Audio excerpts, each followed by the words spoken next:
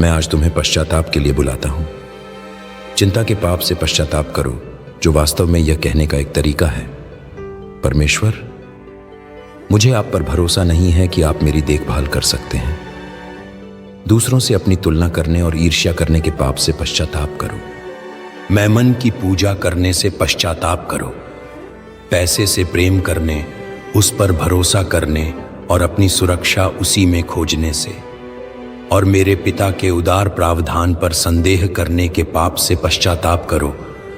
उस अनाथ की मानसिकता से मुड़ो और अपने सच्चे पुत्रत्व को गले लगाओ। अब एक क्षण रुको, अपनी आंखें बंद करो, उस वित्तीय भय की कल्पना करो जो तुम्हें जकड़े हुए है। इसे एक बदसूरत कठोर देवता के रूप में देखो जिसे तुमने अपने दिल के सिंहासन पर बिठाया है।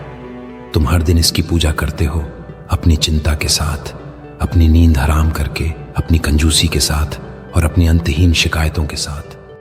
मेरा सवाल तुमसे यह है, मेरे बच्चे, तुम किसकी सेवा करोगे? चिंता के देवता की जो तुमसे सब कुछ छीन लेता है, या मेरे पिता की जो तुम्हें सब कुछ देना चाहता है? मेरे प्यारे बच्चों, हमने अब तक कई अंधेरी घाटियों से होकर यात्रा की है। हमने ऋण के ठंडे कठोर कारागार की दीवारों को महसूस किया है।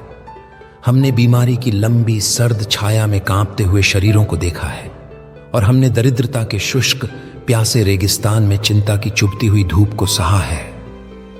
इन सभी स्थानों में हमने देखा है कि कैसे दुनिया के समाधान रेत की तरह हाथ से फिसल जाते हैं, और कैसे मेरे राज्य के सिद्धांत एक मजबूत चट्टान की तरह स्थिर रहते हैं।